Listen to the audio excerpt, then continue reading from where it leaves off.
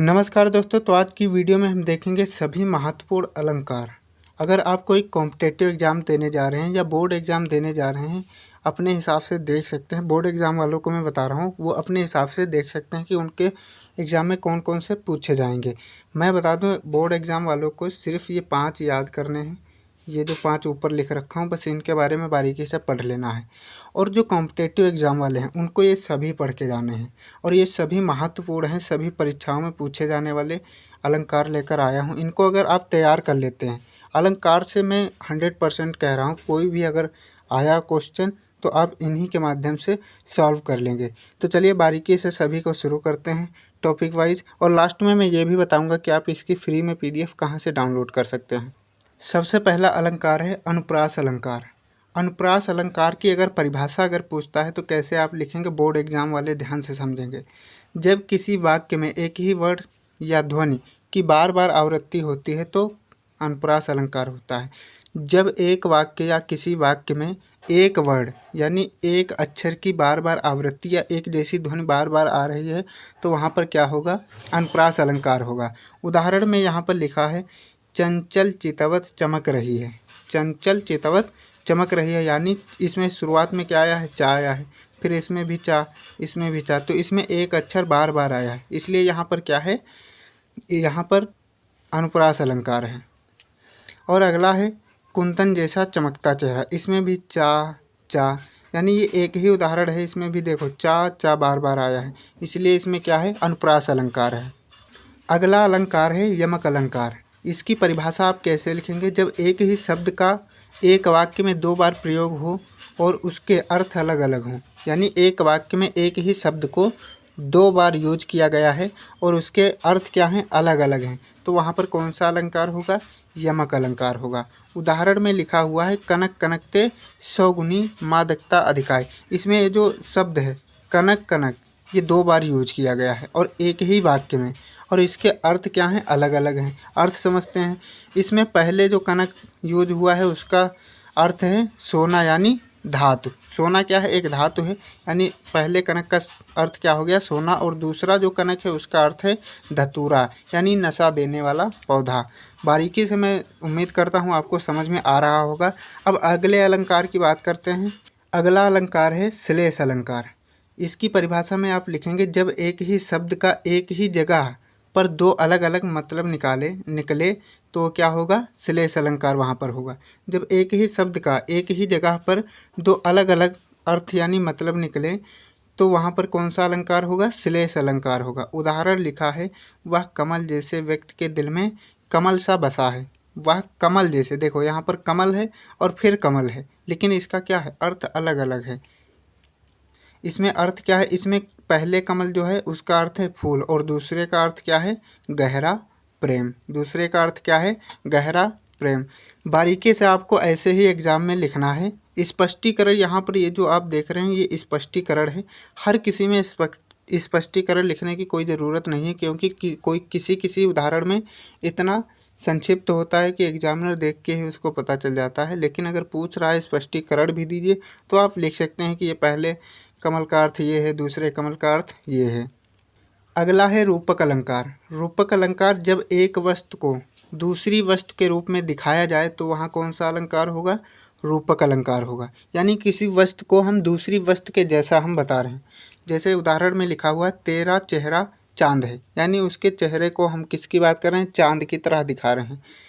तू सूरज की तरह चमकता है, उसको किसकी तरह बोल रहे हैं कि वो सूरज की तरह चमकता है, यानी तुलना हो रही, दूसरी वस्तु के रूप में दिखाया जा रहा है। तो यहाँ पर क्या होगा, रूपक अलंकार होगा। आप एग्ज़ाम में ऐसे ही लिखेंगे। अगर आप कुछ स्पष्टीकरण यानी ऐसी परिभाषा में लिखते हैं जो एग्जामिनर को समझ में भी ना आए तो आपका लिखने बेकार है। इसलिए आप इस प्रकार से भी लिखकर एग्जामिनर के सामने प्रस्तुत कर सकते हैं, क्योंकि ये सबसे आसान भाषा में लिखा हुआ है।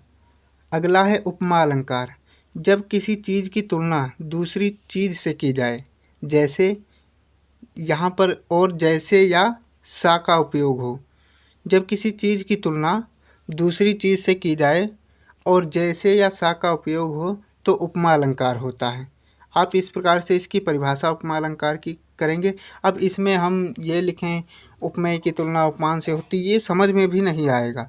इसलिए हमें ऐसे लिखना है ताकि एग्जामिनर को अच्छे से समझ में आए, क्योंकि जो कॉम्पिटिटिव एग्ज़ाम है उनमें कुछ ये पूछता है कि आप हमारे सामने इस उदाहरण को किस प्रकार से प्रस्तुत करते हैं। ये नहीं कि किस हिसाब से आप रट्टा मार के आए हैं, आपकी सोच या समझ कैसे है, आप अपनी तरफ से इसमें क्या ऐड कर रहे हैं, आप कैसे लिखेंगे, कैसे प्रस्तुत करेंगे, वो सब पूछता है। उदाहरण में यहाँ पर लिखा हुआ है वह सिंह यानी शेर जैसा बहादुर है। किसी की तुलना की जा रही है कैसे, शेर जैसे बहादुर होने की। तेरी हंसी फूल सी है। अब इसकी हंसी की तुलना किससे हो रही, फूल से हो रही है। मैं उम्मीद करता हूँ ये आपको क्लियर हो गया होगा। अब अगले अलंकार की बात करते हैं। अगला अलंकार है संवाद अलंकार। अगला अलंकार क्या है, संवाद अलंकार।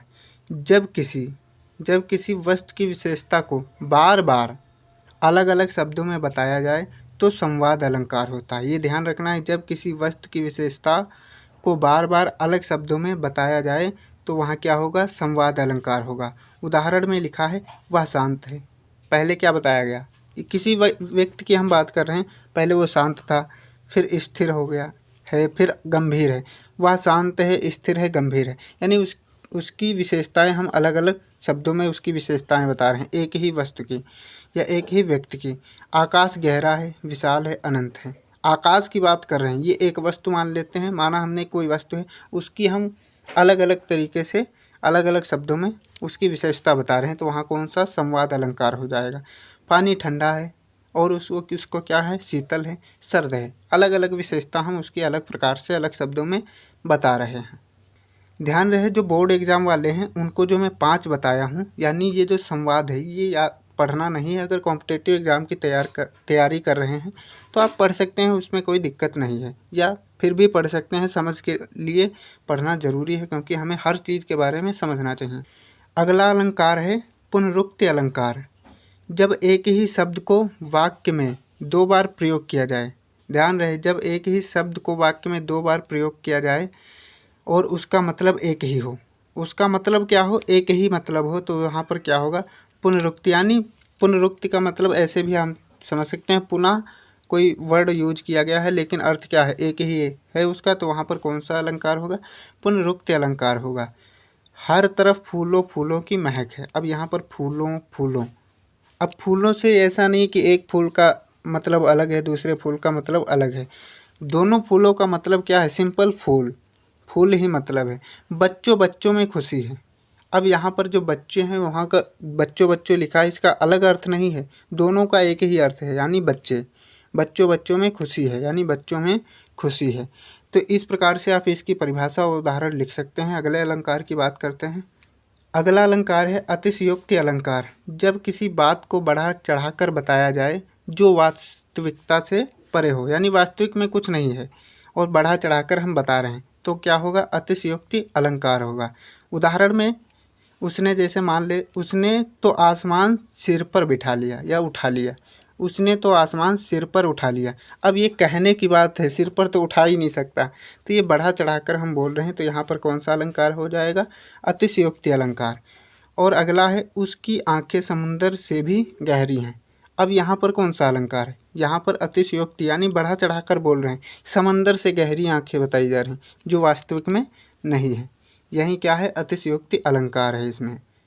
अगला अलंकार है व्यतिरेक अलंकार। नवा जो अलंकार और ये लास्ट अलंकार है। बस आप इतने अगर तैयार कर लेते हैं तो मैं 100% कहता हूँ कि अगर अलंकार से कोई भी क्वेश्चन आता है तो आप छोड़ेंगे नहीं।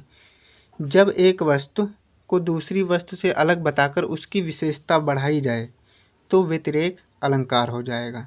क्या होगा वहाँ पर, व्यतिरेक अलंकार।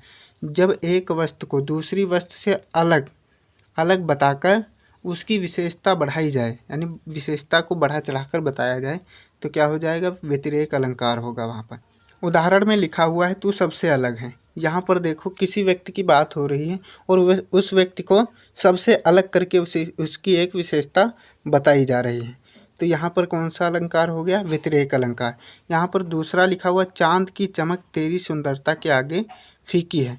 यहाँ पर सबसे अलग करके उसकी तुलना की जा रही है, वस्तु को दूसरी, यानी चांद से अलग करके किसी व्यक्ति की तुलना की जा रही है और उसको बढ़ा चढ़ाकर बताया जा रहा है कि तेरी जो चमक है वो चाँद से भी आगे है यानी बड़ी है, इसलिए चाँद की जो चमक तेरी सुंदरता के आगे फीकी है। इस प्रकार से आप इसमें लिख सकते हैं। स्पष्टीकरण कोई ज़रूरी नहीं है, लेकिन आपको समझना है कि किस हिसाब से इसमें कह रहा है। उम्मीद करता हूँ कि आपको ये क्लियर हो गए होंगे। अब मैं बात करता हूँ कि आप इसकी फ्री में PDF कहाँ से डाउनलोड कर सकते हैं।